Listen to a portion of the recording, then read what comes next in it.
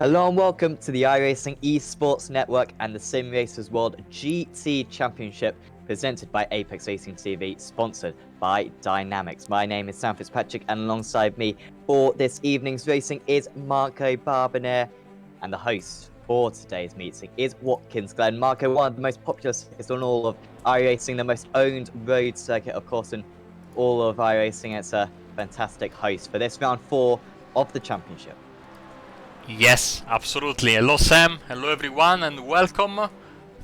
Great to be here. This is going to be a fantastic race and I'm quite sure, of course, live on both Apex Racing TV and the iRacing Esports Network, of course. This track usually delivers and it probably will deliver tonight as well. We are racing in the classic booth configuration, Sam. So these drivers, thankfully, I say, don't have to contend with the bus stop chicane, but this will make some nice slipstreaming into the carousel and maybe potentially give a little bit of a lifeline to the McLaren, of course, and the BMW. Cars that are very strong in a straight line, but then suffer, of course, in the rest of the racetrack. Yeah, it could certainly be the case. A few more overtaking opportunities by extending this back straight, which Steinmobile is currently negotiating, tries to pick up a little bit of a toe from the drivers ahead. We're currently in a 20-minute qualifying session, so just a couple of minutes into that, then we will have a 1-hour race. For anyone who isn't totally familiar with the format of this series, and it's been a pretty incredible first 3 rounds of the championship, Marco. It's been 3 different winners as well. We saw Danny Croce taking the race win at Daytona in round 1. Then it was Jack Ashton, who is currently the championship leader. He took the race win at Bathurst. And then last time out, finally, Mark Van Liesnold got on the score sheet, winning his first race at Sebring. But each of them have been ever so close so far. I wouldn't bet against us having 4 different winners in the first 4 races of this season, something that we really weren't expecting. Yes, absolutely. I think that that could be in the realm of possibilities for tonight. I think that a track like this really is very well liked by many drivers, so a lot of drivers will know this racetrack very, very well. And who knows the surprises that we might have come the checkered flag in, 1 hour and 50 minutes time, more or less. Qualifying underway, Sam. Of course, very important to get at free track. We saw in practice 2 stories.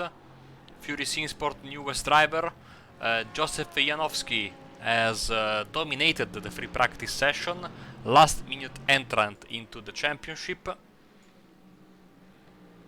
and of course we have seen Martin van Loosenhoorn struggling a bit in free practice.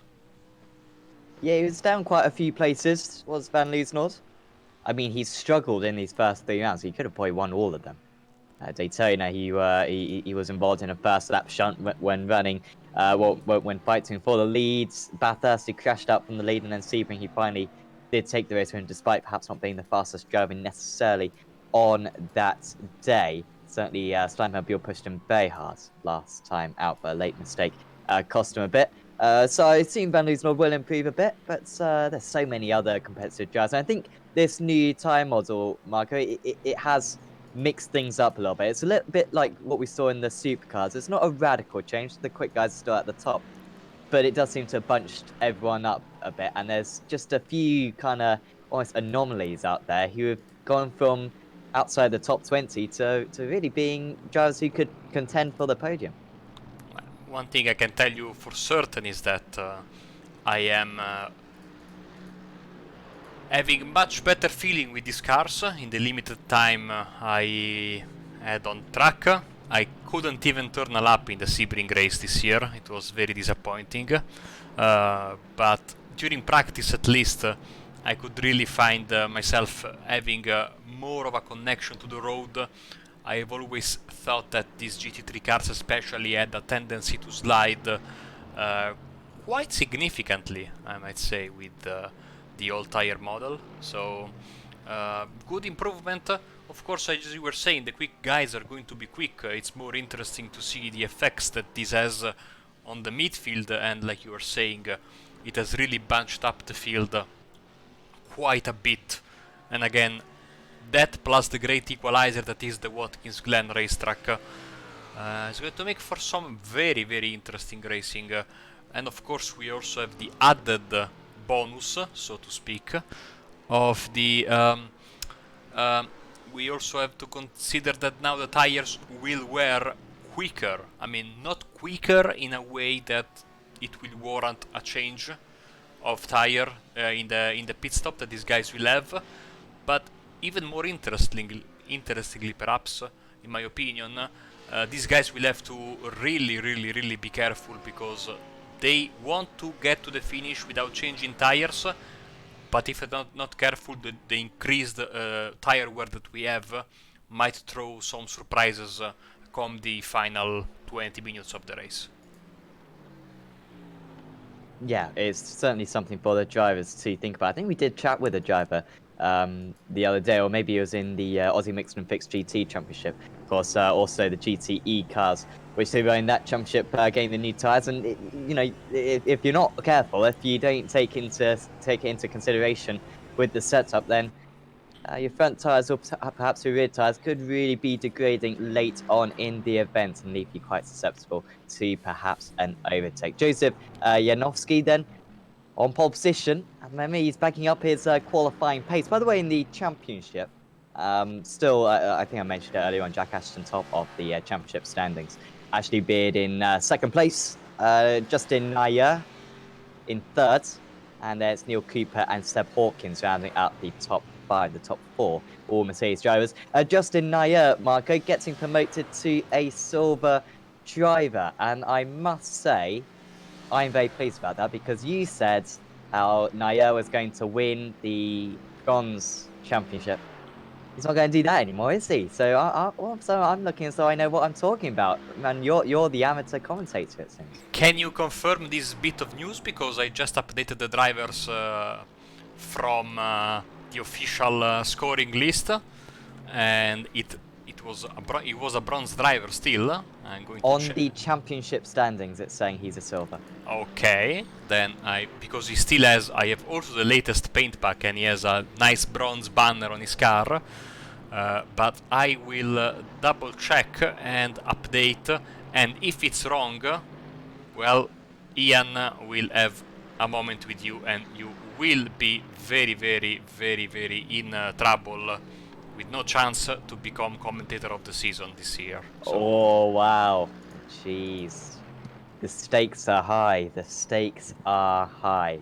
Either way, Nair has been superb, and I think even if he does get promoted to a silver, I think he's still going to be one of the favourites in that championship. Of course, you can check out the championship standings via the Simracersworld.com website, and you can check out all the standings. Of course, also Simracersworld running a TCR League and Endurance League as well. So you Is this check Sunday, out no? the site. If I'm not mistaken. It's Sunday, it is, yeah.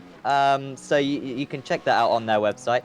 And yeah, you can get involved in whatever you like. It's very good. A couple of them, of course, broadcasts by us. Also, Chaslington, Chaz Jacotts, the legend, broadcasting the TCR League as well. So certainly do check out all that. And of course, got a superb Facebook community as well. Once again, just search Sim Racers World in that one.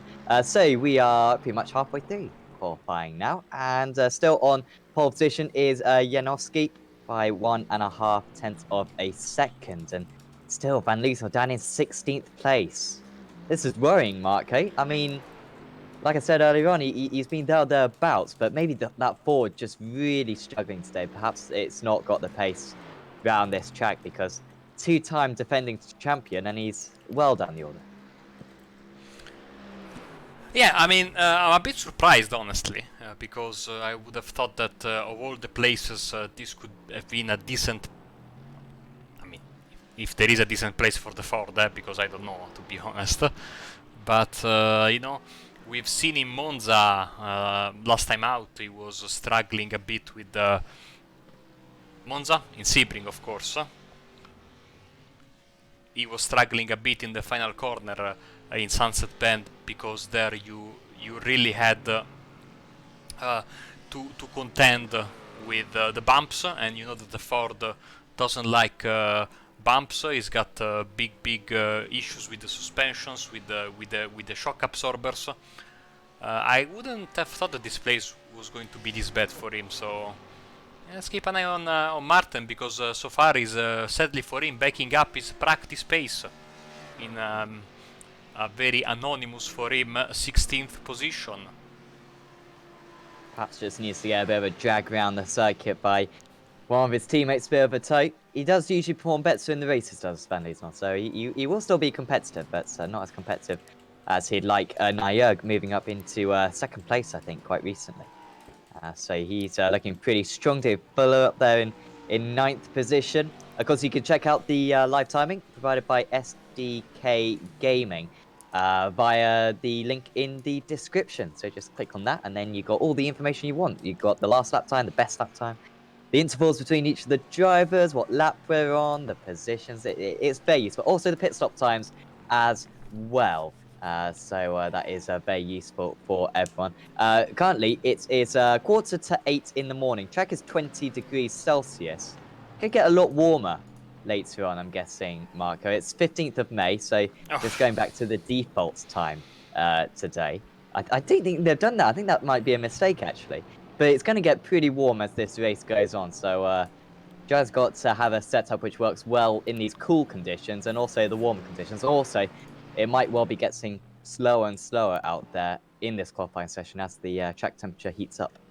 Well, if I can be, you know, a very bitter, if I can get a bitter laugh out of the viewers and you, 15th of May might be a realistic date for racing activities to resume around the world. So, I mean, at least we have Yeah. that.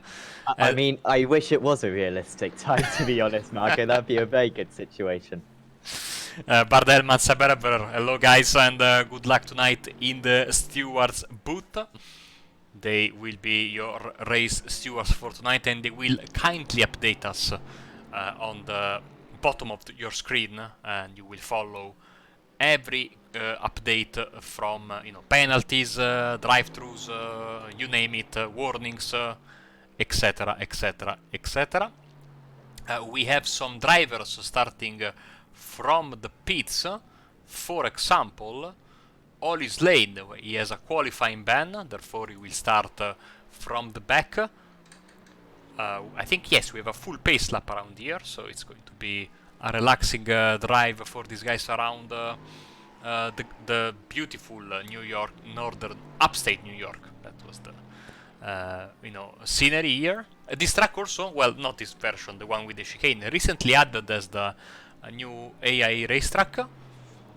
And Sam, I mean, it's always one of those races where surprises can and possibly will happen. We have seen in other championships.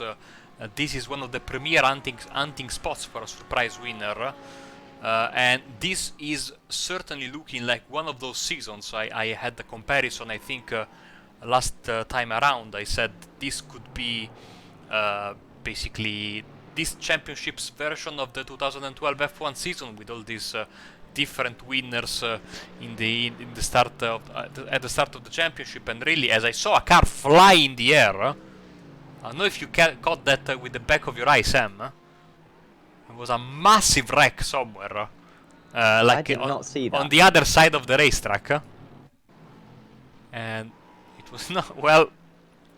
I mean, if you can find it, I'm going to be very impressed. Hopefully, you can. Oh, there it was. Oh, here we go. Wow. Lunar mission. Don't ask me how we managed to see that, because we were watching a car that was in the booth, but I saw in the distance like this rocket fly in the air. You will see it on the broadcast replay, on the on-demand video. Sometimes I amaze even myself, to quote a very famous character. Let's see if that is the correct quote.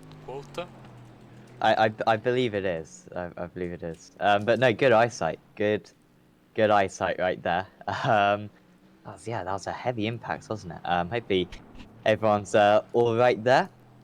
Stein Van Buell actually has put himself up into pole position. We missed that one.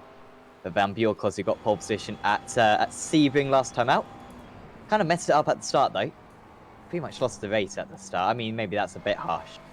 But he certainly lost the lead at the start of the race and then was just unable to bring it back in the closing stages. Still managed to get second place out of that.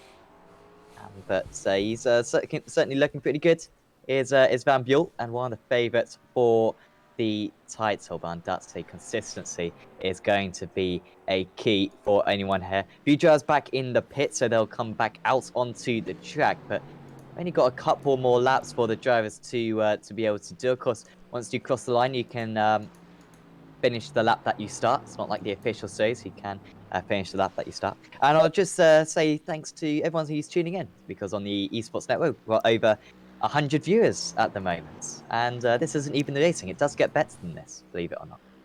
So do stick around for us for the entire hour. We'd certainly appreciate your company. I think everyone is actually going to Esports during this this inside time per se, because on the Aussie Mix and Fix on Sunday, honestly, we had like 220 people watching at points in this. It was absolutely incredible. So hopefully we're fixing your motorsports craving at the moment. And it's going to get worse for you guys. I mean, you can trust someone who has been under basically quarantine for now a week and a half. The boredom, I mean, starts. You say, I can deal with this, and then after 3-4 days, it gets worse. And now 1 week and a half after, I'm doing Super Tracks broadcasts late at night with Austin, at 3 a.m. to pass time. But yeah, massively important that everyone stays at home as much as possible, and hopefully, I mean, today I love every kind of sport, but I'm Italian, so we love football around here, and I opened my live scoring app, and there was not a single football game scheduled anywhere in the world. Wow. In like top 3 divisions of every country. So the last sports we had were snooker and darts last weekend. Maybe Aussie football, AFL, Aussie rules. They are going to start, but I'm not sure they are going to continue after the first round. So yeah, if you want some sport, well, just jump into the esports world. We promise you won't be disappointed. So Stein Van Buell says that's enough. Maybe one more chance for the newcomer Joseph Janowski for Fury. You can see he's got his Fury teammate in front of him. So last minute this entry in the championship that he's still racing with a basic livery. As we say hello to everyone that's joining us in the chat. If you have questions, no, David, don't worry. In Italy, I don't know why, but there is no shortage of toilet paper in my country. I don't know why in the rest of Europe is such a big issue. Toilet paper aplenty in Italy. I could start, an underground market if you guys want, if you guys need it. We honestly really appreciate that in the UK. I can't get eggs. Eggs. I don't know if anyone else is having that issue, but all of a sudden I'm appreciating how useful eggs are. I was gonna make pancakes earlier on. But no eggs. As I was saying, to you earlier before the broadcast, my mom basically we've got so many eggs, that she's making basically. You bloody bought them all, Marco. Two or three, very very nice sweets or cakes. Per day, per week now, and there's another. That was Van Loosenholt. Yeah, Janowski is not improving, by the way. Speaking of cakes, and he goes into the pit. Let's see if we have some improvement from Jack Ashton. His last lap was his best lap, so he's seemingly getting faster and faster. Only needs to improve by just over a tenth. Oh, that's it. Dear. Couple of hits again. We'll get a new car for the race. Actually, Beard, think he may have crossed the line in time. Here comes Nick Sherman's. Does Sherman's improve? Currently in 13th place, unlucky for some. And he does improve, but remains in 13th, but with a 43.0. So that was pretty nice to see, or 42.995 perhaps. Someone else just improved, by the way. May have been Adam Murray, I think. Yes, Going up into P21. 21st Yep. place. Here comes Matthias Tem as well, being very impressive on his debut season, but that's quite slow around the final corner. Stephen DeWolf, currently in 25th, only 1.2 seconds off pole position, ever so close as always. He goes a couple of tenths slower though. And so actually Beards might be the last one to cross the line. We're not sure if this is actually a legit lap from Ashley Beard. Currently in 5th place. But here he comes. Now if you could go pole here, then the whole sporting world would have oh, he's messed up the last corner. And even if he was on course to perhaps improve, it's kind of ruined it right at the end there. It was a 42.9. So it would have probably been a very similar lap time anyway. But that certainly did not help his cause. So that is pretty much all the drivers across the line. And we just wait for the session to tick over. And then we'll be able to get into this grid. But, I mean, Ashton up there once again. Mark, I mean, it's so tough to call, but can you call who's going to win this one? I mean, Van Buell, very quick again, but has he got the race pace? Nair, usually very strong in the race, and that's his best qualifying of the season. Janowski, the unknown quantity. I mean, there's really 6 or 7 guys out here who could win. I absolutely agree with you. I mean, it's going to be, again, an unpredictable race. Exciting for sure. By the way, I think we have the starting grid for you, and there it is. And look at that beautiful pace car as well. The Mustang is back again, as it will be for the rest of the season, everyone. So that's good news. Stein Van Buell is on pole position once again. Half tenth of a second ahead of Joseph Janowski on his debut. Justin Nair, and he, 700th of a second off pole, lines up in 3rd.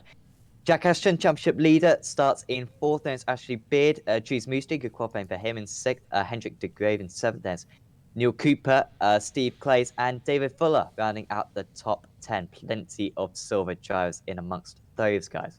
Then it's James Forsythe, Bod Boland, watch out for him on a day like this. Nick Shermans, Seb Hawkins, Matthias Tem, Kim Bayet, Chris Muretta, Mark Van Liesnod. Jeez. Car number 1 down in 18th place on the grid. 8 tenths off pole position. Will undoubtedly be in the top 10 as long as everything goes right in the race. But that's going to be a fun drive to watch him get through the order. Paul Gosling starts in 19th, and Kevin De Winter rounds out the top 20. Behind that is Adam Murray, Lee Deemer, Pim Bow, Simon Van Dyke, Stephen DeWolf, Ronald Moons, Ryan Walker, Jeremy Hessels, James Hobden, Lee Woodburn, Kevin Boland, John Tusting, Rob Thiessen, Thies Berg, and PJ Clayton. He didn't set a particularly respective lap time. Louis Hank and Ollie Slade will be starting from the pits. Clayton's might be starting from the pits as well. We'll wait to see on that one. But to get the pace lap underway, one of the longest pace laps we have. I think Road Atlanta is pretty long. Road America undoubtedly takes the biscuits and some. It takes all the biscuits. But this plays pretty long as well. But I guess it's realistic, isn't it, Marco? At the very least, and we get to see that lovely Mustang chew the field away. Absolutely, I absolutely agree with you. I'm not sure I would have been able to beat PJ Clayton's time, by the way, but we can certainly appreciate that, and we can appreciate this beautiful McLaren in the Ayrton Senna tribute livery from Stein Van Buell. So we have McLaren, we have Mercedes, Audi, the first Ford, the only Ford in way back, and Stephen DeWolf is the first BMW. He is also down by quite a bit. The other McLaren of Clayton's, look at that fantastic Meraki livery. There is no prancing horse representation tonight. So it's a bit sad, but I mean, this is a... I love everything about this championship, especially because we have such a colorful grid. These cars are absolutely, you know, I'm a sucker for these things, no? And it's certainly beautiful to have all these nice cars in brightly colored liveries, getting ready to rock and roll in what will be a very hotly contested 1 hour race. No chicane, no pass stop as they head down into the carousel. You see a little bit of banking, then the track goes up. Then instead of turning right, we go straight into the boot, this extra part of the racetrack that was added after the first few years of operation, and despite being basically added just to give the track some more, you know, length, it's really a very interesting section to drive, Sam. Yeah, it sure is, and maybe isn't quite as I don't know, maybe quite as daring, quite as almost dangerous as the first part of the lap, of course, where you got the walls extremely close. Still, the walls very close on this part. But you got some nice elevation change. You got some nice sweepers. It's a good driver's circuit this, and there's loads of overtaking opportunities as well. There's pretty much not a corner on this entire circuit where you can't have an attempt at an overtake. Maybe the last couple of corners is a bit tricky, but certainly down into this one, into the heel, going to be a great opportunity for these drivers.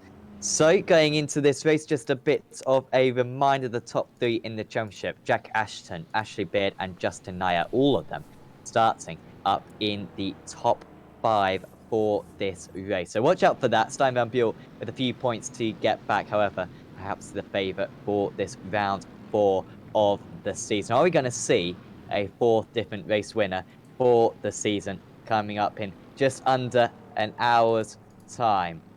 Mustang pace car about to approach the final couple of corners, and we are very soon going to be underway for this round of the Dynamic Simracersworld GT Championship. The pace car pulls in, and Stein Van Buell pulls away from the rest of the field. Good start for Janovitz. He's going to stay in 2nd place. Ashton straight away getting past Nair. Mushti getting past Beard. So good start for the drivers on the even side of the grid, which is quite an unusual sight. Nair trying to come back at Ashton, going through turn 1. Might have part of his car alongside up the hill, but he's going to back out of it, and that's probably the wise thing to do. Oh, the leader in the fence! And the grave as well, and that's a lot of drivers in going to get a pace car. Oh, the big one! Double big one in front and one in the middle. You can see there is a massive roadblock. I have never seen anything like this in my life. 2 massive wrecks independent from each other. And Ashley Beard is your new race leader. Wondering, are we going to get a safety car with this? But at the moment, one isn't being called. Sure, the stewards will be onto it if they need a pace car. But at the moment, nothing like that. So Beard in the lead. We have seen it at Watkins Glen before. Haven't seen it in this series. And it's Steve Clay's up in 2nd place. Sherman's in 3rd. Forsyth in 4th. And it's Fuller, Moretta, Van Loosnord already up into the top 10, and lots of drivers with a lot of damage, and there's no faster pairs in this series. I'm going to try to piece together what happened. So Stein Van Buell out in the lead, and Mikey, you're going to have to take us through this one.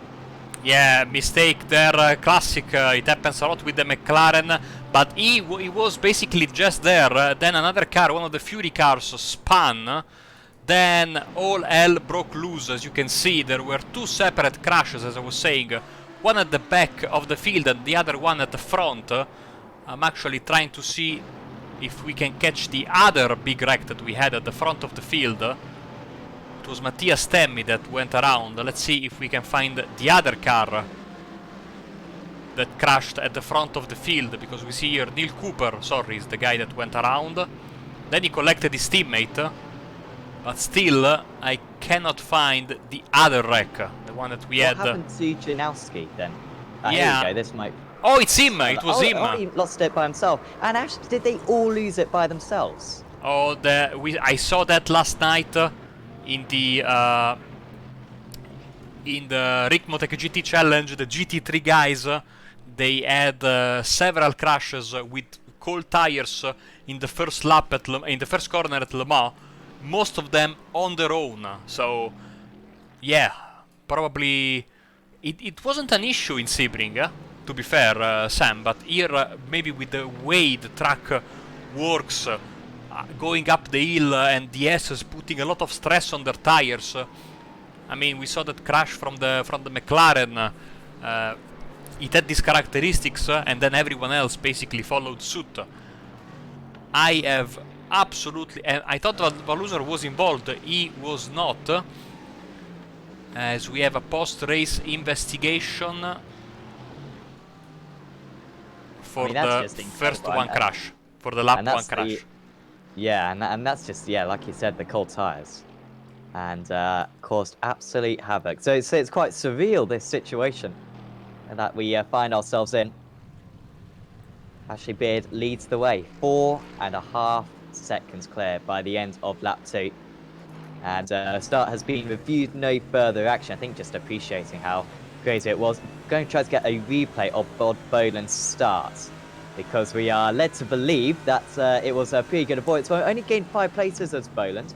Hasn't benefited massively from this situation, but still was a very good avoidance from it at turn 1. And here we are then. So you'll see just everyone just spinning it by themselves. That was, of course, Warner spinning it by himself. And then Boland just about making his way through, all going on ahead as well. That's Nair on the right. And Janowski as well on the left. And then having to clear the car in the middle as well. Okay, so let's take a deep breath and analyze the situation. We shall, with Beard in the lead, 5 seconds over Steve Clays. Nick Schurmans is sitting in 3rd, leading the way in silver. Then it's James Forsythe and Chris Moretta. Van Loosenord up to 6th. Leader of the bronze is Kevin De Winter for stage 1, in front of Kevin Bolland, and Rob Thyssen was just been overtaken by Matthias Temmi, that is still sporting some damage. He was involved in that first crash, but I have no idea how. I mean, it will be very hard to find a car with no damage in the field, especially like from 10th position backwards, as Ashley Beard goes massively wide in the final corner. It was a massive risk. Basically, the championship lead almost certainly heading to Ashley Beard, as long as he can finish this race. All of his other championship rivals out of the running at the moment. Currently, we've got 23 drivers still running. Hendrik de Grave trying to come out of the pits, I believe, or he might even be out of the session, to be honest. I think he is out of the session, is de Grave. So yeah, we've got 23 drivers still running out of the 37 which started the race, as we're now going to find out the start from Chris Moretta's point of view, and this is what we believe was the probably the best of the avoidance. Yes, it's what the people want, the onboard from Moretta. Let's see his perspective on this shunt, double shunt. Oh, wow, so brave, bit of luck, and then he was able to push hard, great momentum, and get himself into good position now, sitting here in 5th place, being attacked by Martin van Loosenord. Yep, here comes Van Loosenord. He's been making some pretty good progress. We've got Boland behind them as well. He's just set the fastest up the race. Say on the grid, watch out for Boland on days like this, and I meant in terms of that, just how up in the air the race will be, and just how close everyone was. But it's even more of a possibility now that Bob Boland could get a good result out of this event, the car number 26, and Van Loosenord just having to wait behind his rival for a bit longer, and you can see he's not going to be close enough, I think, going into turn 1 in order to mount an attack. Beard crosses the line with a 43.15, 3 tenths faster than second place man Clays. Sherman's dropping off a bit as well. These guys in the high 43s, Boland again catching. And then we've got this big gap back to Kim Bayet.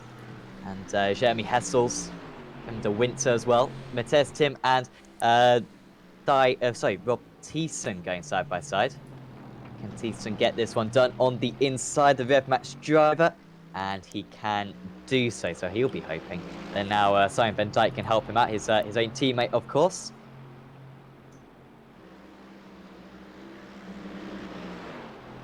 Tyres certainly warming up at this point, trying to come back now as the free SimSport driver. Can make this move. We see the outside line at this circuit. Oh, sorry, at this corner. Very effective. Little bit of a tap, and that might just be the door opening for him to move through. I don't believe Thiessen will be best pleased with that one. But it's Tem who gets 12th place back, and these are big positions for drivers who aren't always running in them. To Mathias to Tej is quite often at this point, but Rob Thiessen having a brilliant run. I believe he may have been my bronze driver for the title as well, so feeling pretty good about that now. Well, always nice to have a good prediction, especially because we don't often get them right. Yes. So, going into the 9th minute of the race, still 5 seconds between Bird and Glaze. Actually, let's bring up the lap time history between the two drivers, and you can see, well, the big difference, of course, has been that first lap. Apart from that, it's been steady, small but steady gains from Ashley Beard over Steve Claes. Steve Claes, of course, a very, very consistent driver, so don't count him out. And now we keep having this fight here, and of course, Martin van Loosenord was attacking Moretta, but now he has to defend from Moretta's teammate Bot Ball, and here we go. But into the outside. Van Loosenord barely leaving him with the car's width. He wants to make this one as tricky as possible. Does the Merc have the grip on the outside? Van Loosenord runs a little bit wide himself on corner entry, but Boland with a better speed, and it seems as though the driver who's finished in the top 3 in the championship on several occasions going past the double champion, and that is well done from Bod Boland, up into 6th place. A podium very possible for him today. Here comes Thiessen. And this is going to be perhaps a little bit personal now between himself and Mathias Tem. They're actually trying to not to trip over one another at the moment. Perhaps Van Dijk might even have a better chance at that 12th place than Thiessen.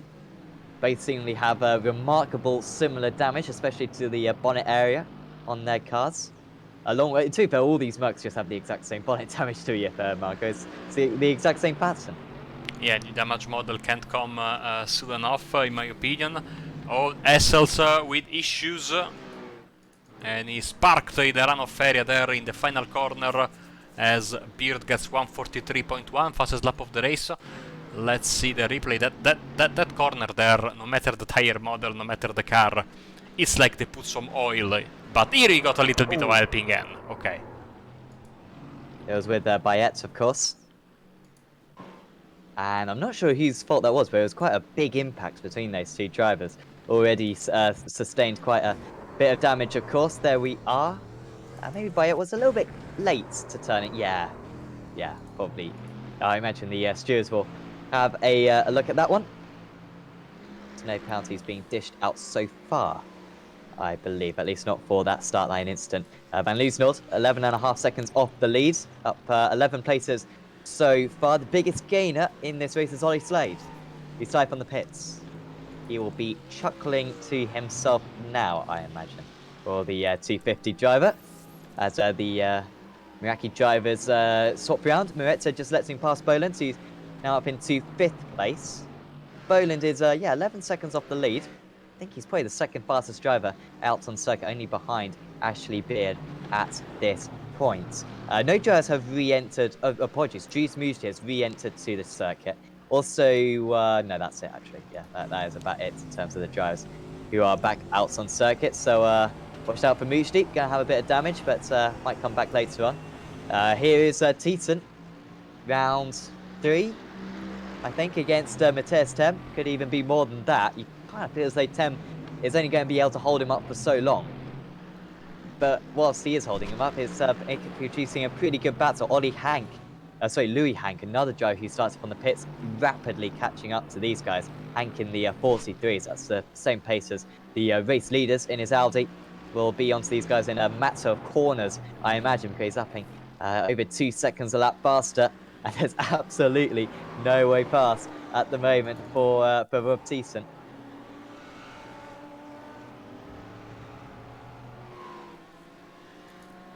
Well, he's laid clipping the fence there, so awesome commentator scores by Sam. As Thank you very much. we are heading on the backstretch once again, Forsdyke and Shermans are going at it. This could be a very tasty battle for third place, as we have some very slow cars here that was behind going very, very slowly. Entering again, well, not entering the bus stop, but you know, I think he's got some heavy damage in that contact he had there with Essels. Steve Claes has gone around. Oh no! From second place. Oh dear, Steve. One of the sexiest men in the entire planet, and he's made a mistake here. Has he just dipped a wheel onto the grass, and we know how slippery the grass is. Yeah, he's done exactly that, and that's a hard hit into the wall. We'll be able to continue. I mean, at least he's pretty much got the same amount of damage as everyone else, but that was a very possible second place. I mean, he was pulling away from Shermans and Forsdyke. Maybe Boland was on course for catching him up, but that is a massive shame. Nick Shermans moves up into second position then. James Forsdyke, he's already got a podium this season, of course, at Daytona. Moves up into third. I think it was Daytona. He got a podium. Am I right on that one, Marco? Yeah, I think you're right. Yeah. Also did quite well at Bathurst, I think. So, 10 seconds now, the lead between the top two. Shermans, could this be his defense of, well, now second place coming to an end? Forsdyke goes to the outside. Oh, he lifts off to Shermans and lets past Forsdyke. So maybe that is just a strategy, thinking he's faster than me and going to let him go, try to hold him to third place, or... Yeah, what is the logic there, Mark? I don't really see how this is going to benefit Sherman. you know, maybe he knew that, I mean, he was not going to be able to hold him off for a long time. By the way, congratulations to year one, even though it's very early. 1-2 so far for them, with Beard and Forsdyke. Schurman's in third, and we have the two Meraki cars and two Rev Match cars with Van Loosenaard and Claes. I was sure, as by the way now the height has to give and had to give and gave the position back to Essels for that contact. I was sure that Van Loosenaard got away without damage, but I think he has a bit of damage to the rear wing on the right side. It's not easy to spot, but maybe from this camera angle you can see that the pink side of his rear wing is has the classical iRacing you know, curve. By the way, I mean, 150 viewers, thank you very much for joining us. Hopefully you are enjoying the show. This one has gotten to a crazy start with a double pile-up in the S's. Now racing has resumed to the normal high-quality standards of this league, but of course Ashley Beer with a fantastic result of bringing home the full points for this event, and Nick Sherman's doing his utmost to keep the podium and the victory in bronze, and of course leading the way in silver, sorry, leading the way in bronze is Kevin De Winter, as Thijs Vandenberg has got some issues. Last car on the lead lap, and I think he hit the wall very hard. Well, I think he's been struggling anyway, Hesberg. It was in the high 45s previously, nearly 3 seconds off the pace. This is what happened to him.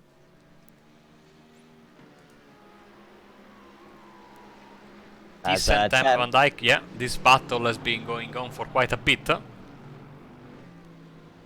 Boland, by the way, has got ahead of Sherman's. I think we may have missed that one. Tem is, yep, hanging on to that place then.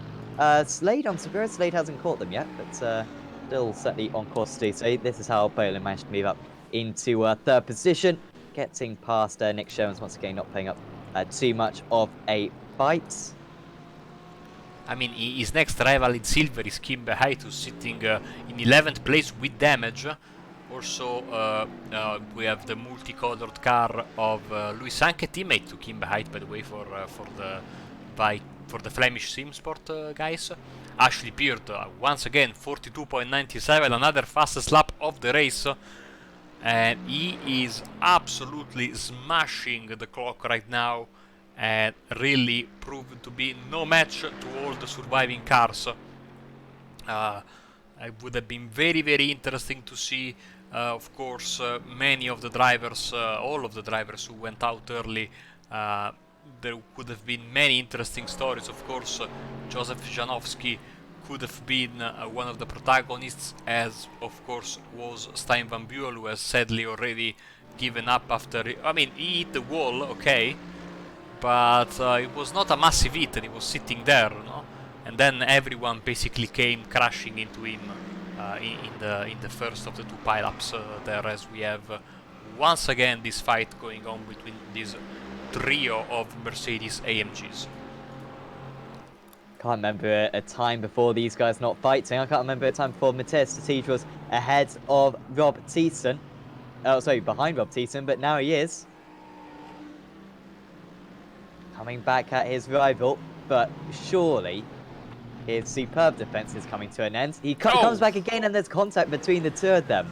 And now Thiessen really would not like them to get past on this situation. Once again, the 3 SimSport driver on the outside. He's just been getting the cutback time after time in these last few corners, and how Slade really is with these drivers. And Tem is moving ahead again. He managed to find himself somehow a bit of space on the outside of the circuit. And I think for the 5th corner in a row, he's going to the outside. But I think in the first corner, for a while, he's going to be back ahead. And this is mind-boggling defense.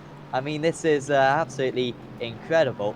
And yeah, moves back ahead. So BJ Claysons, has he just got past Ollie Slade? So that's a good move from Slade. And now Janowski is onto the back of these guys, who earlier pitted. Didn't even realize Janowski was still in the race, but here he is.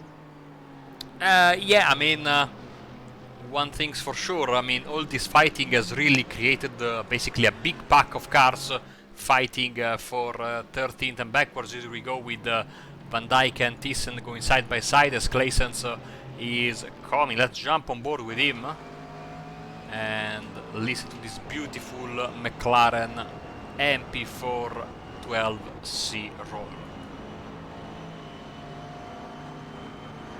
Here he comes then. Goes straight high speed. Is there space on the inside? There isn't really. And now the ref match drivers are going to try to work together to keep this place, but just going to be boxed in, I think, is the one trailing, and that should be simple for places.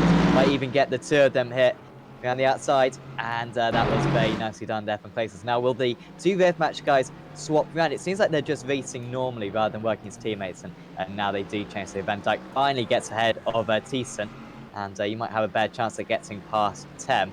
Here comes Thiessen back again. And don't make contact, guys. You still got a good result here, as long as you don't make contact. And Matthias Tem just making a little bit of a mistake ahead. Tem, he's on the wall. And did anyone else hit him? I don't think so. There he is, Tem, and that could be the end of his race. Well, at least he was never overtaken by Rob Thiessen. Oh, that must have been a failure of some sorts. And just missing him at the back there was Ollie Slade.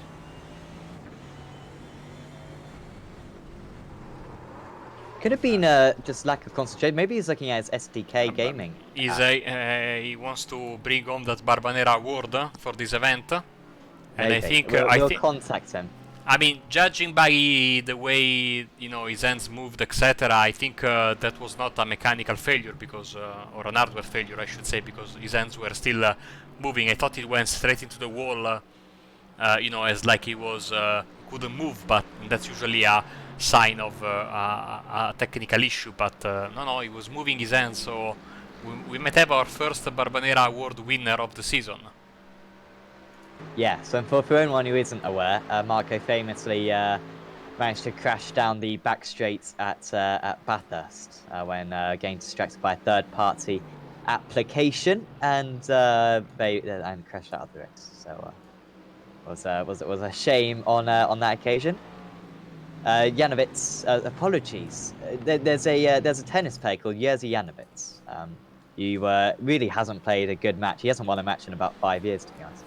But Janowski's name is relatively similar to that, so hence why I'm getting that one wrong. Apologies, Joseph. But Janowski gets ahead of Thiessen then, and next up is Simon van Dijk, and he's just moving on to these drivers very quickly. We couldn't get a replay of Janowski's start, could we, Marco? Because it was a little bit confusing actually what happened to him. We think he just spun by himself. But I'm surprised he hasn't got more damage on that car, saying that there was an onslaught of 40-odd drivers who came in right behind him. Surprised he didn't get a bit more of an impact from the others. Here we go then, a replay of what transpired to Joseph himself. So you can see he gets out of the first corner in second. You will see now Stijn van Buel spin on his own. And now he will do the same. There you go. That were 1, 2, 3 big hits to the wall. And he was sitting there, and I think everyone managed to avoid him. Yeah, he was right on the outside of the circle, wasn't he? And he was actually okay. I'm not sure if he came into the pits or not. In fact, I say that. I know if he came into the pits. No, he didn't actually come into the pits. But he just was a bit gingerly getting back underway, letting everyone get past. Oh! He got collected there, light tap by one of the cars that was recovering. Meantime, Bot Boland, as you can see, maybe this is better, is closing in on James Forstek. My predictions are working, aren't they? All of a sudden, it's looking as though a few championships might go my way, and now Boland is doing well, as I foresaw, and now he's going to try to get past Forstek in the Year 1 Racing Team car. Lifts off does Boland, and that was a big lift off from him on that occasion. Has got a podium for a little while, has Boland. Maybe got a couple last season, but none so far this season. And he, with that lift off, kind of left himself with quite a bit to do down this next straight, but it is a very long straight. The slipstream does make a big impact. Simon van Dijk, it's starting to look pretty good for Van Dijk, trying to battle in the top 10, but that spin has cost him. Louis Hank coming into the pits as well. Another hit for Janowski, unfortunately, and you are right, Hank has made his way into the pits. And you know, since I didn't get past Forstek, by the way, so no, since I haven't said it not even once tonight, let's check in on Le Champion, who is sitting in 6th place right now. I mean, all things considered, this was not a bad start for him. Of course, his experience as champion and his great, as champion, made it possible for him maybe to avoid that crash. I mean, he has some damage, but given the times that he was setting in qualifying and in practice, I think he must be pretty happy with this position. Yeah, I think so. I think he can complain too much, Van Liesnoord. I think he'll gain a couple more places yet. A little bit slower than the guys ahead, but I think maybe a bit faster than Forstek in 2nd place. Perhaps a little bit slower than Boland, Shermans, and Moritz, of course. So then Ashley Beard, which is certainly not something to be ashamed of, because Beard is absolutely ripping it apart at the moment. Of course, Year 1 Racing with their new team principal, or whatever role he's got, Mark Fletcher, who's a pretty good friend to ours in Apex Racing TV. So Mark did a commentary one time, didn't he? Yes, he did. He did, yeah. Did with me. So yeah. I can't remember which series we did together, but it was with me. Yes. I think it might have been an official series, like Formula 3.5 or something. Anyway, Formula 3.5, by the way, back on Sunday. It's Saturday, apologies, Saturday evening, on the iRacing Esports Network. Check that one out. No, on Apex Racing TV. Oh, it's just on Apex Racing TV, isn't it? Yes, and of course, this Monday I will make my one-time comeback to the series, of course. So, I don't know, Sam, if you are commentating on that on Saturday. I think I am. So, okay. So you're racing, are you? No. I'm broadcasting both the V8s Cool. and the 3.5. So, I mean, it is a bit ironic that we have been so far apart now that we are, under quarantine. So we need to get back to our usual rhythm of like 14 broadcasts per week together. Yeah, and also record a podcast as well. Check. Oh, the someone's in the wall. That was James Hopton. But yeah, we'll try to record an Apex Racing TV weekly roundup podcast. Oh dear! Hopton, and that was quite a big impact. Was running pretty far down anyway. I think he had to come to the pits earlier on, did Hopton as well. So the mechanics work away, trying to fix that car, but he's got a bit more damage on it now. And every lap that goes past, Osterike actually improving on his lap times, 2 tenths slower than his fastest lap, which is pretty good. Seeing that we're on lap 17 already, really has flown past this this race already. And Nick Sherman's closing in on the two of them a little bit. Also got Seb Hawkins versus Joseph Janowski out there. And here comes Janowski. This could be quite simple, although Hawkins was actually faster than him on the last lap, or yeah. So actually, has Hawkins recently got past Janowski? Because that's only makes sense with the lap times that I'm reading at the moment. So Hawkins actually some pretty good pace, catching up to Kim Ayetz currently. And here is the pass. Did get past, yeah. Yeah. And still ebbing and flowing this gap between Forsdyke and Boland, as you can see. I think that this could be a fight that could be decided eventually in the pit stops. So yeah, already half an hour in the books. This race has gone at least the first half by very quickly. Of course, massive drama at the start, and I have to say that after that Ashley Beard has really been on a roll, hasn't missed a bit, and he is pulling away lap after lap, 13.7 seconds ahead of this dueling duo, no pun intended, Forsdyke and Boland. And then of course Schurman, Sam Moretta and Martin van Loosenor-Claes, who's trying to make a comeback after his mistake, the Winter Boland. Then we have Essels rounding up your top 10. Of course, the Wolf and Kevin Boland fighting for the lead in bronze, but here we go for second place overall. Boland gets past. I was thinking coming out of the turn one, it was about 3.5 tenths of a second, which is plenty close enough with the length of that back stretch. So Boland moves ahead. Big thing now for Forsdyke is staying within the slipstream, which is very possible for him. If he can do that, then he'll certainly keep himself in range for perhaps an overtake later on. And also he needs to try to fend off Nick Sherman's as well. I need 2 seconds back to Sherman's, and then plus a further 2 seconds back to Moretta as well. And Forsdyke doing a pretty good job at the moment of just staying in range of the Meraki driver. So it's Beard leading Boland and Forsdyke. That is your rostrum at the moment. And pretty much no battles going on out there, apart from this one. We've also got the Hawkins Janowski one, but that's pulling away ever so slightly. Certainly other battles are going to be happening later on, because we've got a few drivers who were involved in incidents earlier on who are just recovering back up through the order. But right now, a bit of a quiet point in this event. Got Kevin Boland actually coming under a bit more pressure from Jeremy Hessels. That's the battle for 9th place. I haven't seen too much of Boland. He's doing a really good job out there. Second place out of the bronze drivers. Quite a bit behind the Winter though by now.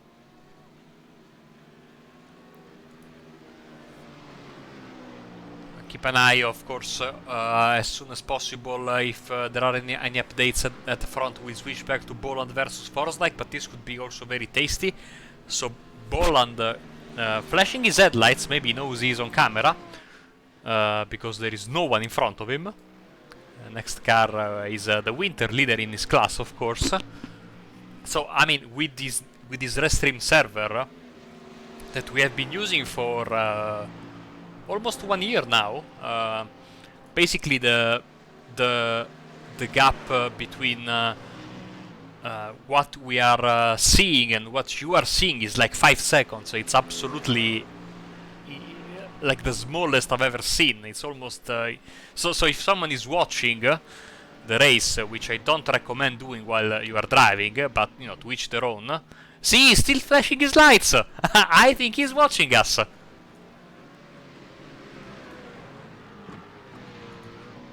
All right, Kevin. If you hear us, don't flash the lights. Here we are. So if he starts flashing the lights in the next few seconds, then I think that's confirmation that... Okay, he's not flashing. He's got to be listening. Okay, flash the lights, Kevin. That was a little bit too soon there. Yeah, oh, too quick. I don't know. Yeah. Oh, don't know. Don't know. You should really be concentrating on getting this position, to be honest. So we'll try... I mean, to get through the quarantine, I've started watching a very relaxing show yesterday on Netflix, Stranger Things, and this is straight into the tally, this mystery that we are having in this race.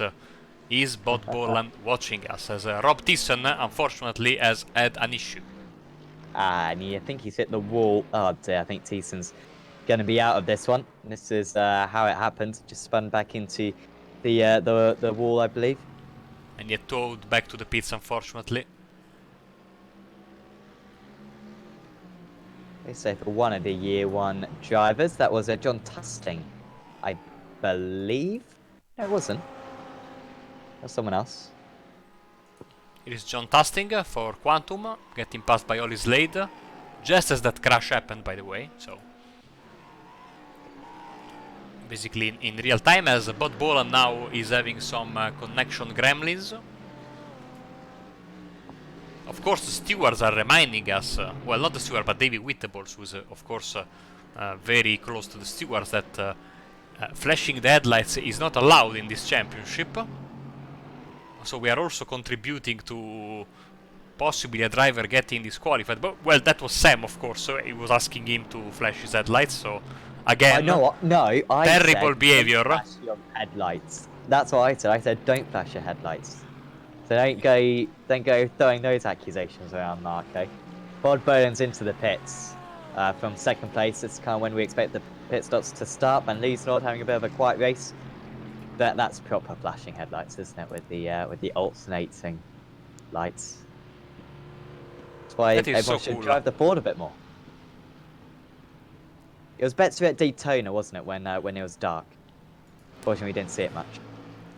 I have to confess to you that when I get into my driveway, at night especially, when I'm about to park the car, I start flashing my headlights like that, like when you have the pit limiter in a racing car. So your car has that? No, I do it. I do it with my, you know, I go with the I-beam, you know. I switch on and off the... okay. This is an old penalty to ATS to give the position back to the 45.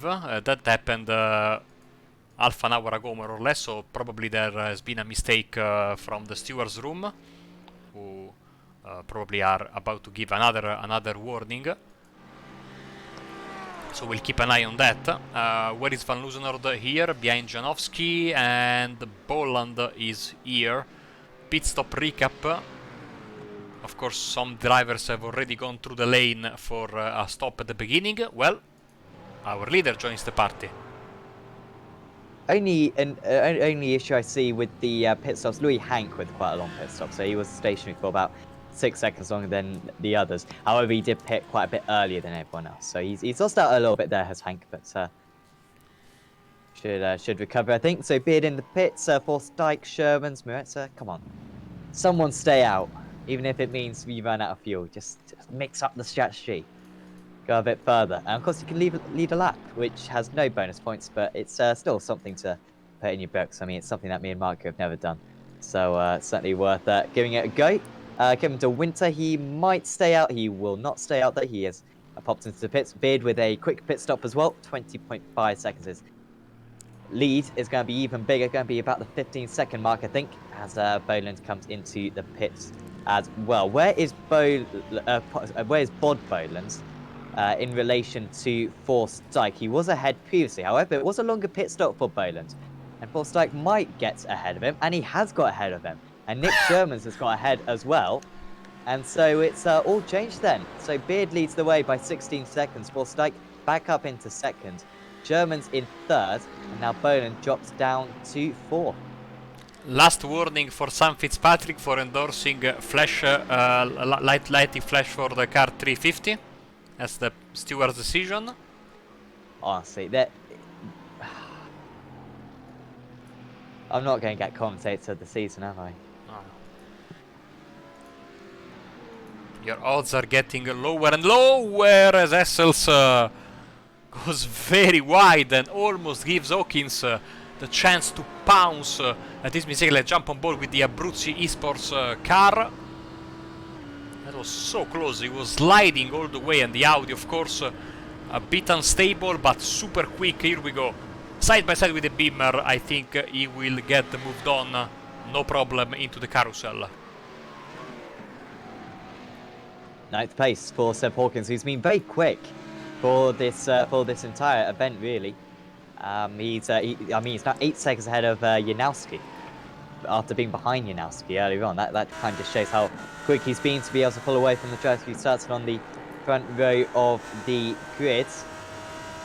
And now this is quite a different complexion. And it's strange, Marco, because Boland was so quick earlier on. Remember, Boland was down in 7th place at one point in this race. Managed to get past everyone, then found it a little bit tricky to get past Forsyth. Do you think he has a pace advantage over these guys? Why has it been that in the last kind of 15 minutes or so, he's kind of fallen back to these guys' pace when earlier on he was half a second a lap faster? That's a very good question, Sam. I think maybe he is having very good laps, but he's not being consistent with them. And maybe that is making the difference. Of course, maybe a slightly slower pit stop might have caused that. Let's check the pit stop time.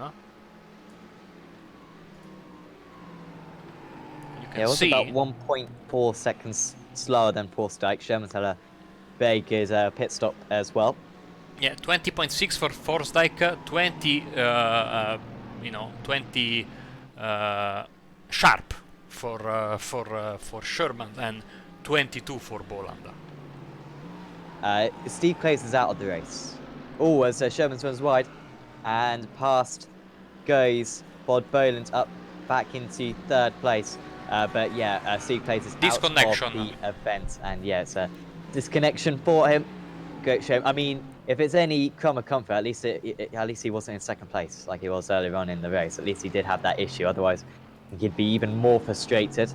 Yeah, fantastic shame for Steve Clays, who was driving brilliantly earlier on. Got through the first lap mess and haven't quite taken advantage of this really open opportunity today.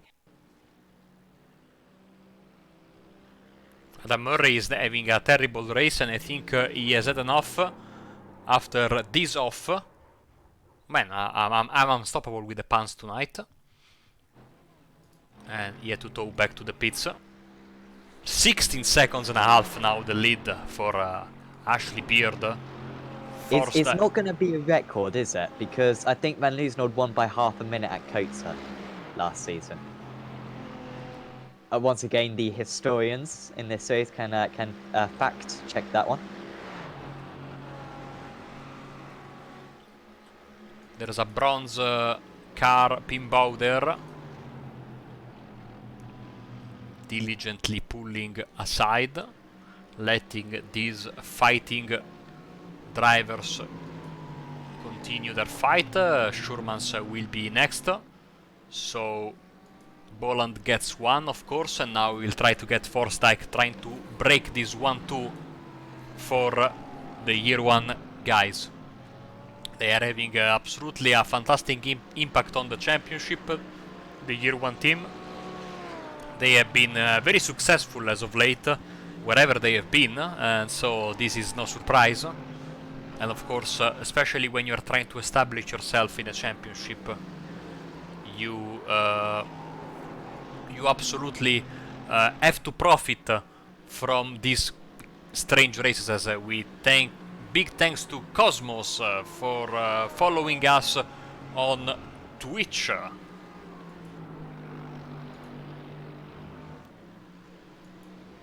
Half second between Forsyth and Boland. The gap kind of needs to be about 4/10 coming out to turn 1 in order to make the move, or basically to make yourself the favourite for the move. It's 0.42.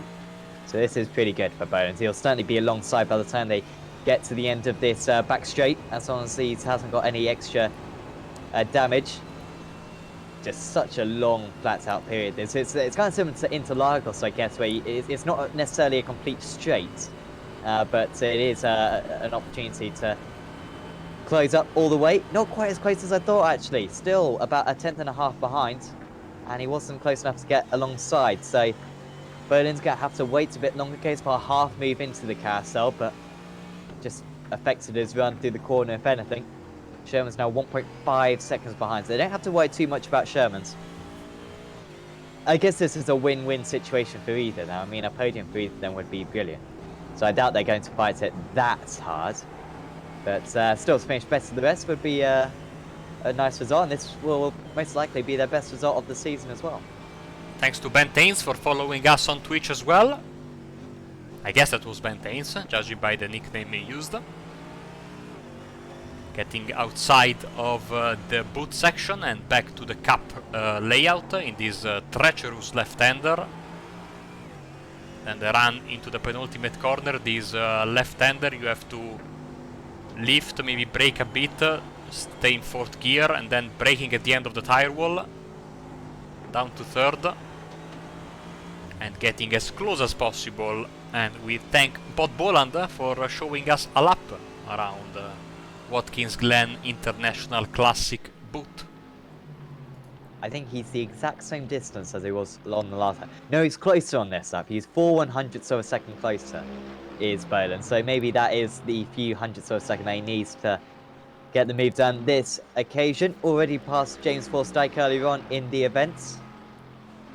Forsyth going to the outside of the track, not defending the inside. Will he now move across the circuit to cover that inside line? He doesn't. Boland moves alongside this time, and Forsyth doesn't even put up a defense. So Bod Boland moves back up into 2nd place, lost out during the pit stops, but reclaims that 2nd place.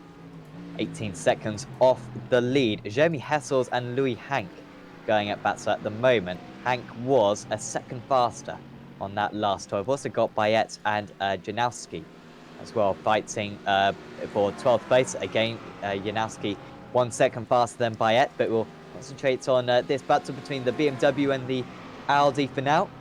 Hank to the outside. This would be 26 places gained for him, and it does look like he has been able to achieve that one. He's up into the top 10, is Louis Hank, and one of the front runners in the Silver Championship.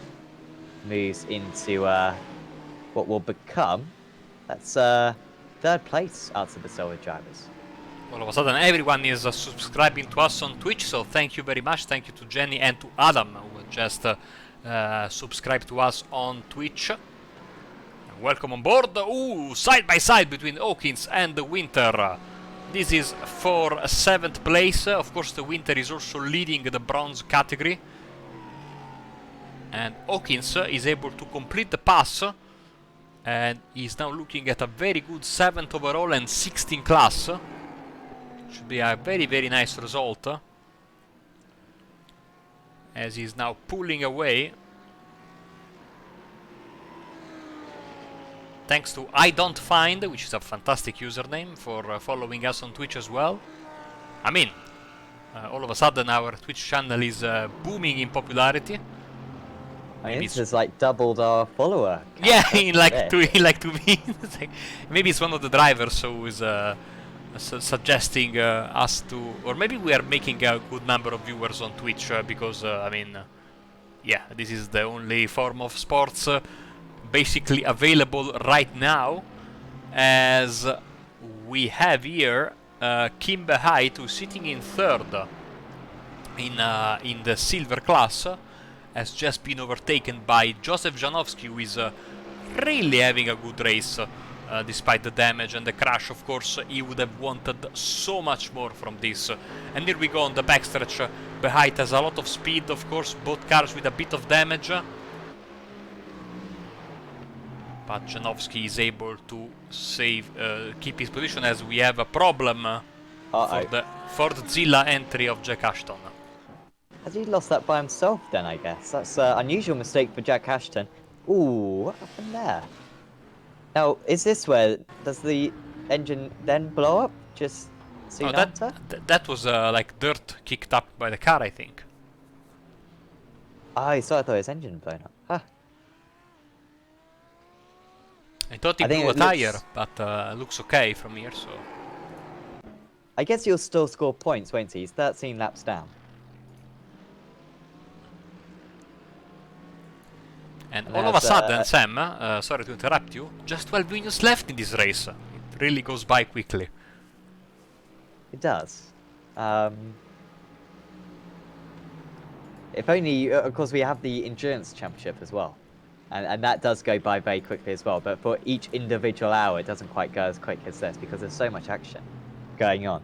And of course, thanks to everyone who's tuned in, and thanks if you followed on Twitch, or please do subscribe on YouTube as well, because Apex Racing TV, whether you're following on that or the iRacing Esports Network, subscribe to both channels. It's certainly a very good idea.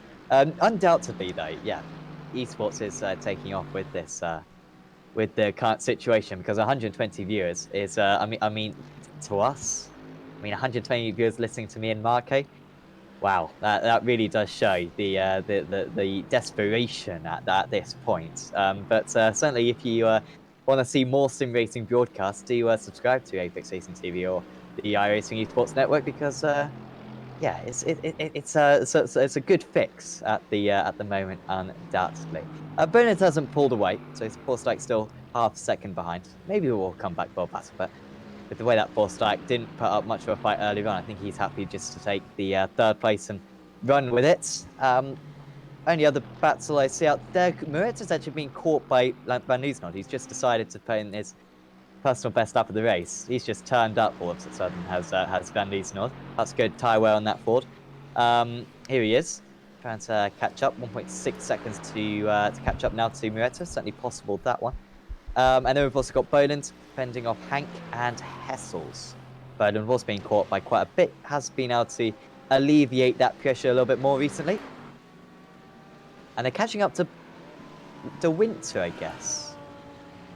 De Winter was well ahead of Boland earlier on, I swear, but now it's 4 seconds. Lost 1 second 2 laps ago, then gained 0.2 of a second, then gained another 0.2 of a second, so maybe a mistake from De Winter in the couple of laps back. But let's go back to this fight here. As you can see, the gap is basically virtually unchanged, so Boland has been able to make the move, but as you were saying, not able to pull away. Maybe we know that the slipstream effect is not particularly strong in these GT cars on iRacing, but maybe as MPR Sim Racing follows us on Twitch, thank you very much.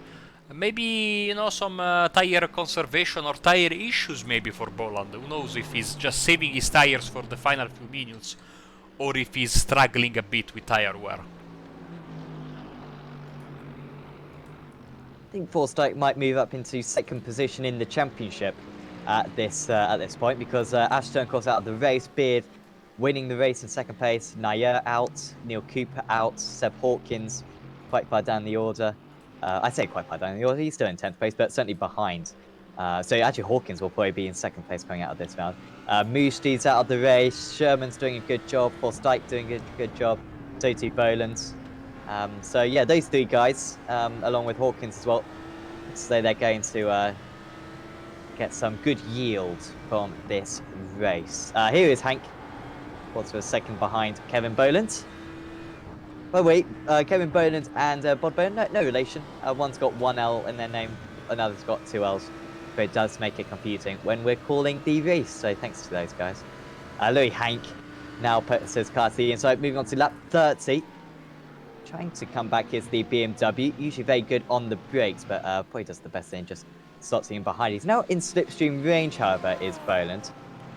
Bit too much damage, perhaps, on that machine. Hank with one of the cleanest cars on all of the track. Of course, was not involved in that first lap shunts, starting from the pit lane. Boland, to be fair, started down in 31st place. Didn't realise he did start quite that far down. And really good job. I think Hank started from the pits, didn't he? Or did he? Let's see. Oh, maybe he didn't. No, he did. No, yeah. He didn't set a qualifying time at least. So he started very much at the back. Yeah, he started from the grid. There is from the back, basically the penultimate row of the grid.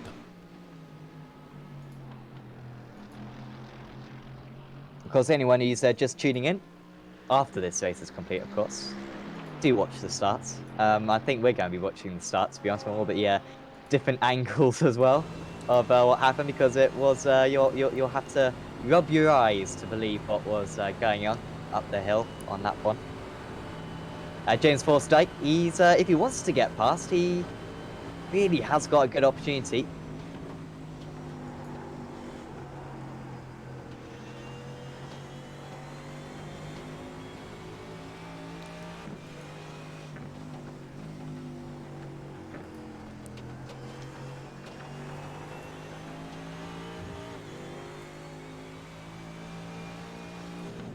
Oh! The Winter is parked in the runoff area of the first corner. Former leader of the bronze class, and he wasn't under any pressure from Hank, who just got past Boland. That's a massive mistake from Kevin De Winter, and that is perhaps a bronze class victory thrown away. Oh! Wow!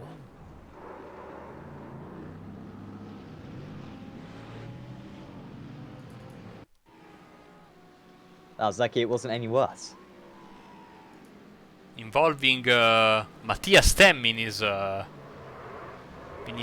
mistake there. And luckily Matthias with a big bit of damage already, but that was just a spin. Let's see it once again. That was a... I don't think he was 100% sure where to make the pass. Oh no, they made contact there. And in the end he went for the outside line, and that didn't pay off. Yeah, just the closing speed was so much. I think he was just expecting his rival to give him a bit more space. Also, maybe a little bit of lack of concentration as Dries Mujdi. He's spun round. 2 laps down, of course, already. According to you, he was out of the race earlier. Oh, here we go. Okay. Forsyth is putting up a fight this time. Has he got part of his car alongside? No, however, here he comes down into the chute. A lot of points to lose for these guys, not a whole lot of points to gain. And this is bringing Sherman's back into the battle. Sherman's gained by 9/10 of a second on that last lap. He will probably catch them by the end of this race. The race leader is coming up to the line, going through the last couple of corners. So we've probably got 2 more laps to go at the conclusion of this one. Van Dijk in the pits, maybe a mistake in his strategy. As Behait and Claessens running side by side for 12th position. McLaren should be able to complete the move. So yeah, the leader is in the S's right now.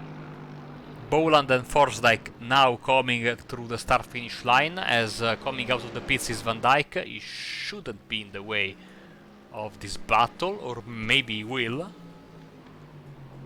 Might be a slipstream for Boland, which would certainly help him out. 0.38 coming out of turn 1. So again, he's going to be in with a chance. Sherman's not gaining much on that lap, dipping back into the 44s.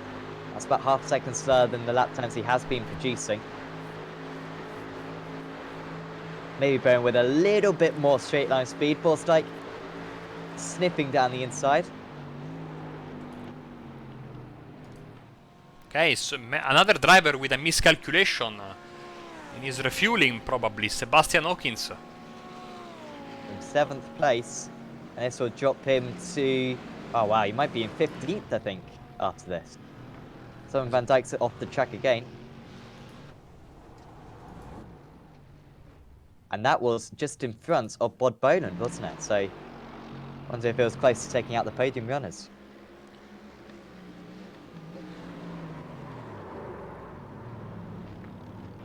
Oof. 331 and 77 will be investigated after the race. As PJ Claessens has made a mistake in the S's. The worst corner possible for the McLaren. Took out Van Buel at the start and now made a victim of the other McLaren in the field, unfortunately. And with this little time left in the race, this really hurts. You'll score points, but not many of them for Claessens. He looked as though he could get his championship charge back on track. Not looking like that is going to be the case now. Bowen with a bigger gap this time against Forsyth, so he might be all right. Is this the last lap? No, still got one more to go after this one. 24 seconds. If anyone can go back to Coates last season, please do let us know what the gap was between Van Liesnoord and everyone else on that occasion, because that's the biggest gap I can recall. And this is really running it close.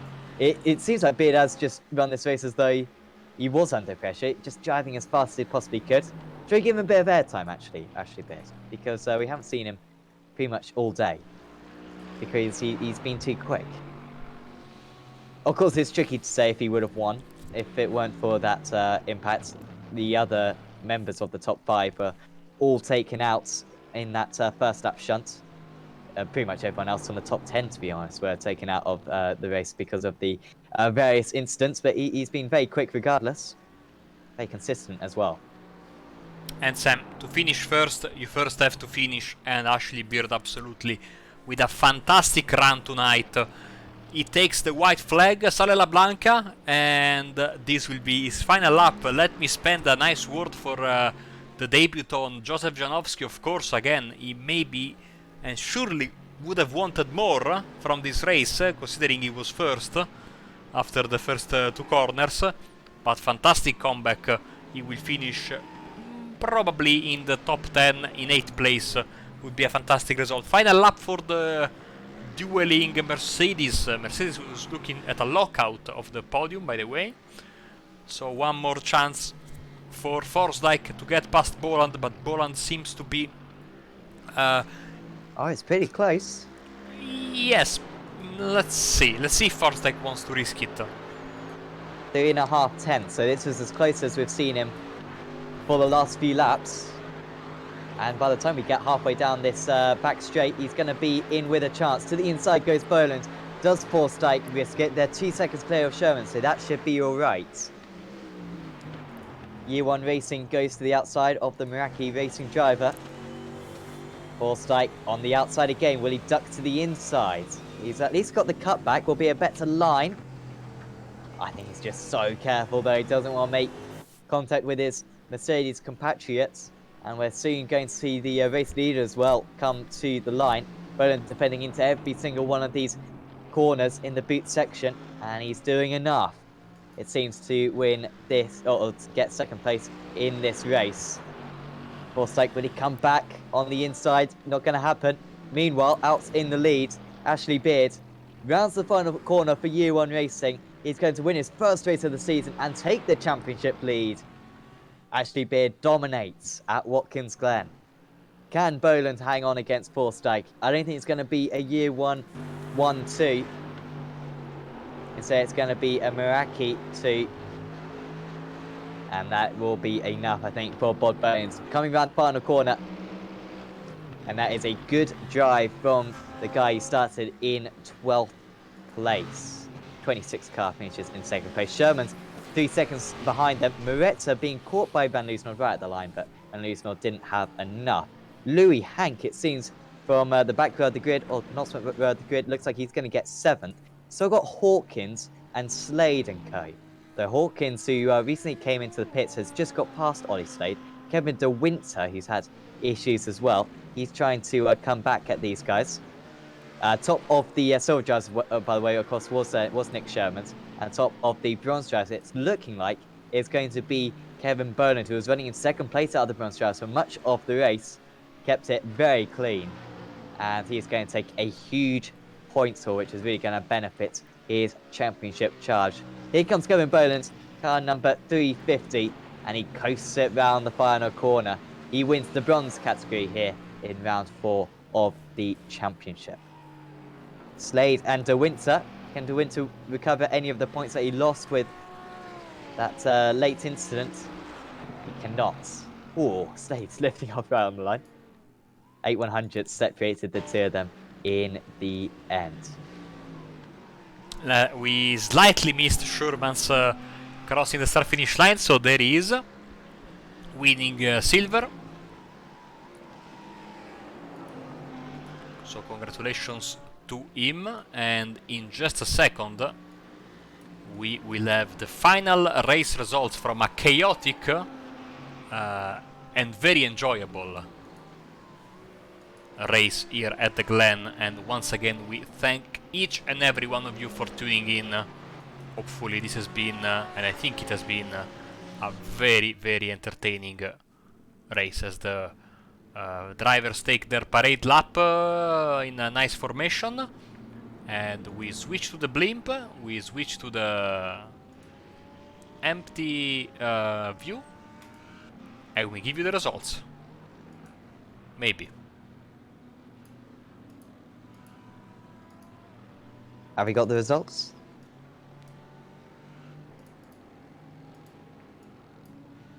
Hopefully, we will be able to get hold of them quite soon, as the drivers just round the final few corners coming back into the pits. By the way, of course, any drivers who are listening along, we believe Kevin Boland was listening along earlier on. Have a chat with us.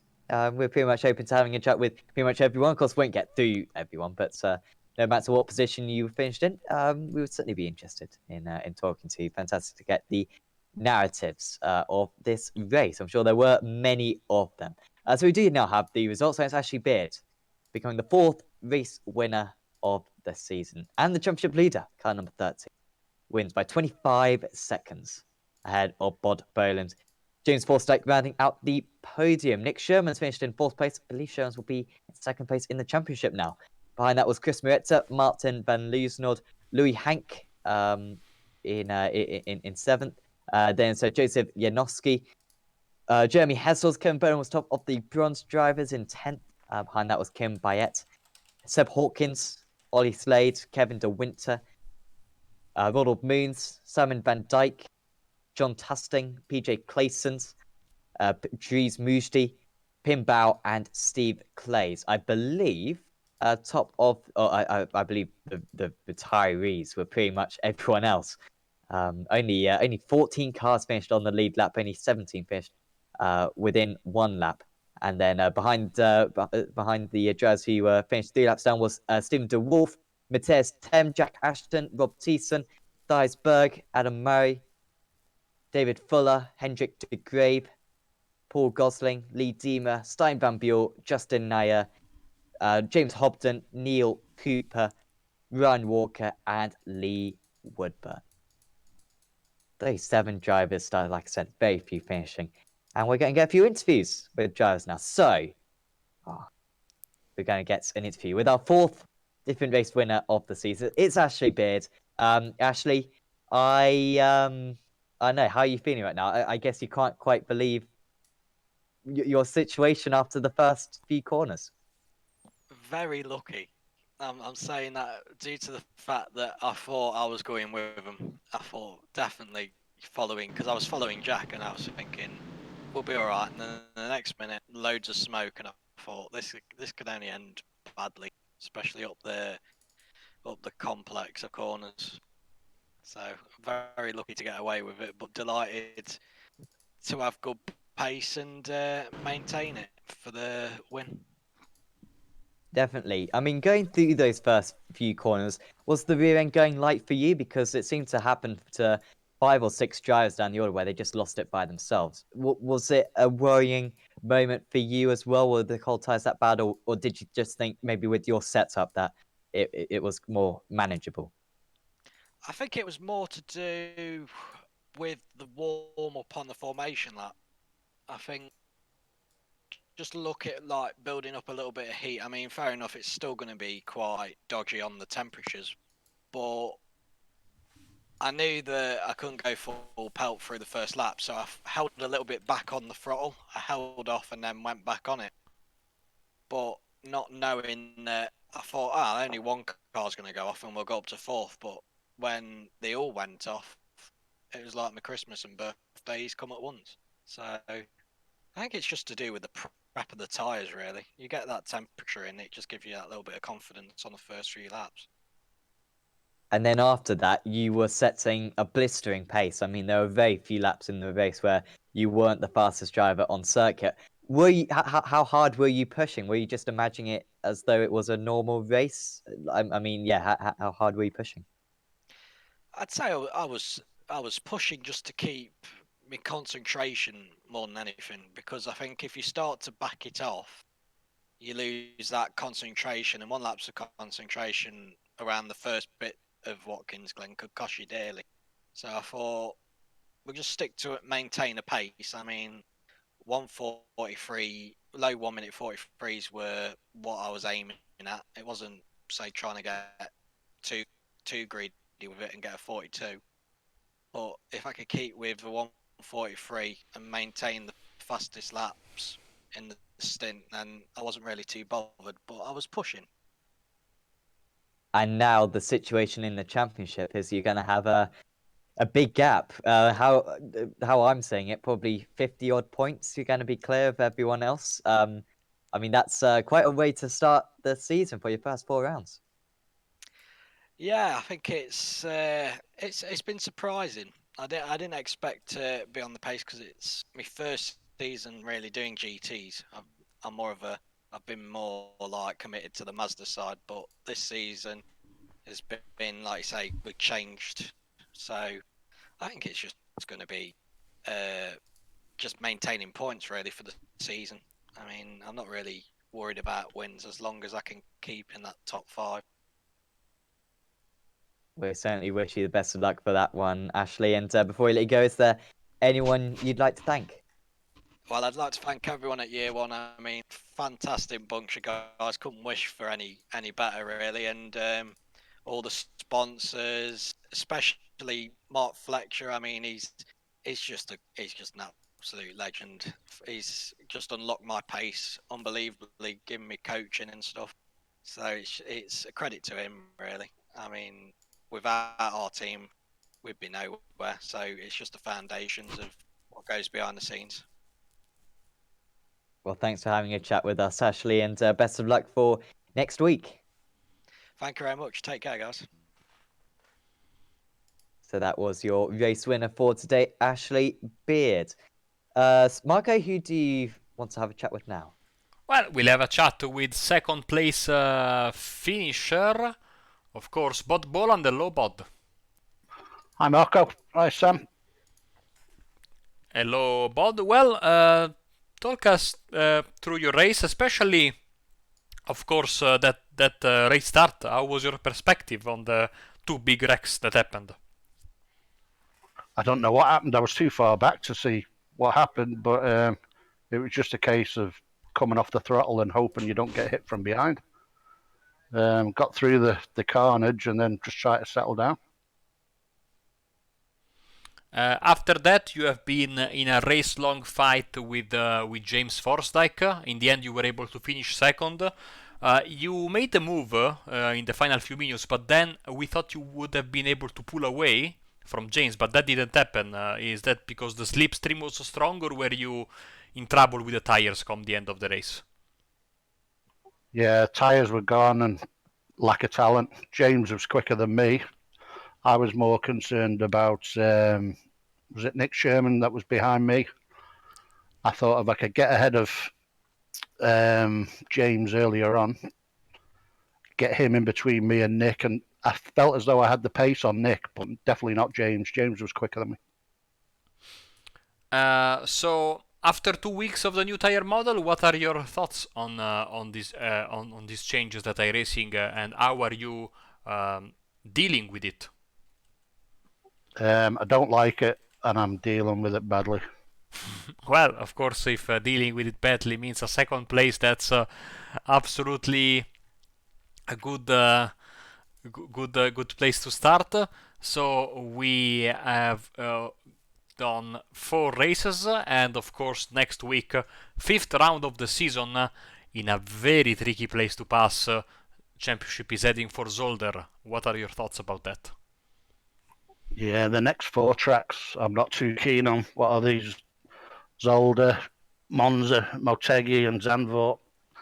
I'm not looking forward to any of them at all. Thank you very much, Bollard. Congratulations once again. Before we let you go, anyone you'd like to thank? Yeah, thanks to you guys at Apex Racing TV. I'm sure the broadcast is quality. Big shout out to the lads at Meraki. They always spur you on. And the guys at Simracersworld, especially Ian. Had a little chat with Ian this week. Put me right. My head was up my backside a little bit, but Ian's a good lad, and he runs a great series. And also a shout out to James. Not once did I feel as though he was going to cause me any problems out there. We were close at times, but he's a really good driver, really safe. Thank you very much, Bod. Enjoy your podium and catch you hopefully next week. Yeah, thanks a lot, guys. See you next week. That was Bod Boland. Who are we talking to next, Sam? Ooh, we will chat to 3rd place driver, James Forstyke. A brilliant 3rd place for James today. Congratulations. We've asked it to everyone so far. The start, how was it from your perspective? Very scary. Very much came up through the S's, and there was people spinning out left, right, centre. Pretty much all I could do was slow down as much as I could, and I was very, very, very fortunate to weave a way through it all and come out clean the other side. Definitely. From that point, you were in 2nd place, and you had a brilliant, pretty much race-long battle with Bod Boland. How hard were you pushing? Because it seemed like the 2 times that Bod got past you, you were quite willing for him to get past. You weren't fighting it too much, but near the end, you started to get a little bit more feisty, it seems. You started to want that 2nd place a bit more. Yeah, it was when we were first battling sort of in the sort of start and middle of the race, he had pace over me. Like, he was easily sort of 2 tenths a lap faster, and he was always right up behind me. And especially that corner where he overtook me, he was obviously it's at the end of the straight, and he was always sort of able to get up the inside of me. And it was at that point it was easier to let him past and try and see in his draft and get away from, I think, Nick, who was behind me. But yeah, by the end of the race, I think after the pit stop and came out, and we were quite evenly matched. I'm not sure what changed, but yeah, I think I had pace over him at the end of the race. So yeah, I was just trying to make the most of it, and I was desperate for the year 1-2. But I mean, Bob raced brilliantly. I couldn't fault him. So, but I'm happy with that. Absolutely. Next up, we head to Zolder, pretty much a staple of this series. Have you got much experience around there in GT3 cars? Pretty much none. I pretty much have no experience with any car, if I'm honest. I think I've raced it a little bit in Project Cars years ago, but other than that, nope, never really raced it. So it's gonna be a new experience to me. Well, I'm sure you're going to have a fantastic event, James. Best of luck for that one. Before we let you go, is there anyone you'd like to give a shout out to? Yeah, definitely. All the guys at year 1. I think Ash mentioned Mark Fletcher. I see he's done wonders for our team. Couldn't ask for a better person on our team. And then also let's thank Luke Towler, who's watching the stream and cheering us all on. Well, thanks for having a chat with us, James. And yeah, best of luck for next week. Cheers, thank you. So that was James Forstyke finishing in 3rd position today for year 1 racing. Marco, who are you going to chat with now? Yes, one more interview. It will be with Kevin Bolland, who is here with us. Hello, Kevin. Hello. Well, first of all, congratulations on your class victory. A victory that came very, very late. You never gave up. You profited from other drivers' mistakes. And on top of that, a very nice overall top 10 for you. Yeah, I'm literally massive smile on my face from here to here. I was streaming and I had friends like watching the Apex stream. I was letting me know that he was on board with me. So that's why I was flashing to say hello and stuff. But nah, I'm just over the moon. Like it's this is my third season in the championship, and it's finally come, and it's come at a track that I never thought I would even do well at. It's one of my bogey tracks, but yeah, I'm over the moon. So, I mean, it must have been a tough race. Of course, you are one of the survivors of the crash on lap 1. How was your experience weaving through the mess? Well, I was following James Hobden when I got up to it, and I was looking at the back of his car, and then all of a sudden he slowed down massively, and it caught me off guard, and I slammed on the brakes, and I just hit him slightly. But then it was like there was a chicane through the S's, and when I got through it, I was right, let's concentrate, let's see where I can get from here, and then found myself in like 12th, and then it went to 11th, and it stayed there for a bit, and then I managed to get to 10th, and I was like, this is going to be a good race now. I've just got to keep it on this black stuff and just keep it there. And then I found out that I was second in class, and I was like, ooh, like all race just pushing. Like after that, we crashed at the start, and managed to get through it, luckily. So, how are you dealing with the new tire model now in its second week? Are you a fan, not a fan, neutral? Um, Neutral at the minute because I obviously this isn't the only GT3 league that I compete in with the same car. But this league I seem to have gone better after the tire model. So I'm definitely loving the BMW on the new tire model. Um, it's entertaining to say the least, as well as racing other people. Awesome, Kevin. Well, congratulations once again. Before we let you go, anyone you'd like to thank? All the sponsors of the team, Razorwire Energy, Simracersworld, the models, the team Oriental Esports, and everyone that supports me on Twitch and anyone that's following me on Instagram. Well, thank you very much, Kevin. Hopefully, we will catch you next week. Have a good night. Yeah, thank you very much.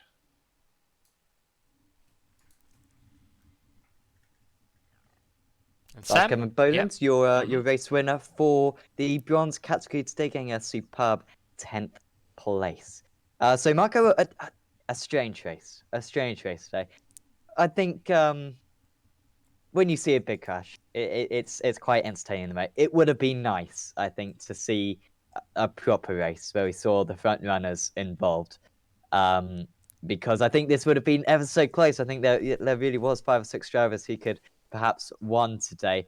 However, it still was a very entertaining race, and 4 different winners in 4 races, and the chances of a double winner next time out, I think, is still pretty low. It is incredible how many different drivers are winning races this season.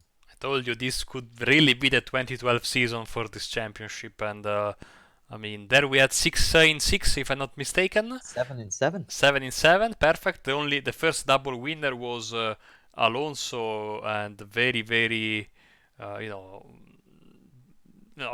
late in the year. So it's going to be a tricky season. This could go down, probably will go down the wire if that's the, that's the.